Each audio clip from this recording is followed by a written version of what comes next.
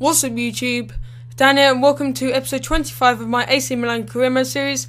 So beginning today's episode with a game up against Finland, and this is the first game as England boss and hoping for a good result. It's only an international friendly, but it's good to get underway in a good fashion. So here, they have a chance in the first couple of minutes, a great save from our goalkeeper Elliot, who's actually, I found out, on loan at Newcastle at the moment, and he's gone from 66 to an 85. And he's keeping Joe Hart out of the team, which is really important for him, and to make him even, I think he can even get to 90, I don't know his potential, and before you told me about him, I didn't know how good he was, I didn't even know who he played for, so thanks for telling me in the comment section below, whoever did. So we won them up at this point, a really good start to my national career, but they do actually come back here, and they got a couple of rebounds here, a bit of unlucky defending here, and they actually get it in the box, and they put it into the box, and a fantastic header past the goalkeeper Elliot, and it was a goal for, I don't know how to say his name, but in the 30th minute, Finland made it 1-1. So I was about to talk about the Southampton career mode, which is hopefully starting this weekend. I'm currently recording this on the 18th of March, so it's probably going to start in a couple of days, on maybe Saturday, Sunday, and there's a couple of things I want to talk about. First, I can only buy players that are under 24, 25 years old because I don't want to buy too many experienced players.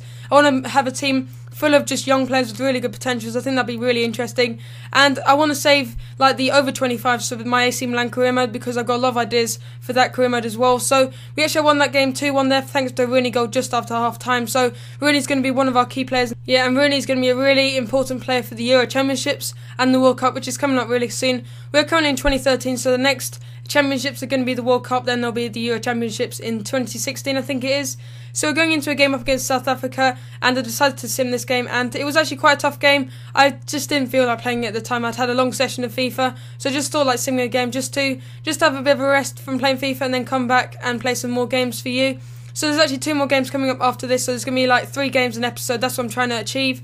So as I was talking about my Southampton plans and the players I want to bring into the team. So what I'm going to do is I'm actually going to do a financial takeover because I don't want it to last too long, and I'll probably be doing at least 4 episodes a week, and I have a team I've kind of thought of and the players I want to bring into the team. So in goal, I've been thinking about Lieli. He's from the Italian league and he's like 68 rated, 69 rated, and he gets to around 87, 88, so definitely going to try and bring him into the team.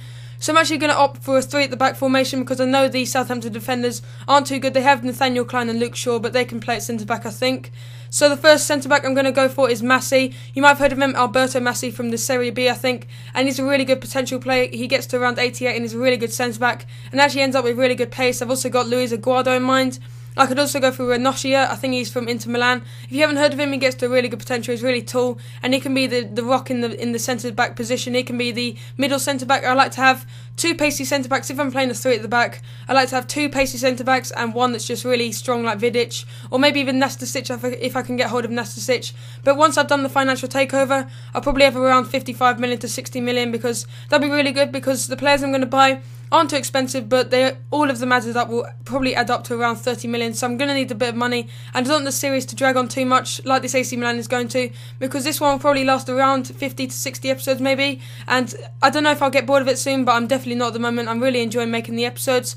So thanks to Royce there, we get a goal in the 52nd minute, but just going to run through the rest of the team. Obviously maybe Ogbonna at left back, but I've just thought of Nastasic, so maybe Nastasic at left centre back. So moving into the midfield, I'm thinking of getting Kelvin because he's 5-star skills and gets to a potential of around 85 to 86. Anything over 84, 85 would be fantastic for the team. So at the centre mid positions, I'm going to think of playing a 3-5-2 or a 3-4-3. So Marone from Juventus, really good potential player, gets to around 85, 86. You might have heard of him. And then left centre mid, we do have Verheyen, who I think a lot of people have used him, but I'm not copying them, it's just because he's the best player you can buy in the position. So that's one of the reasons why I'm going to go for Verheyen.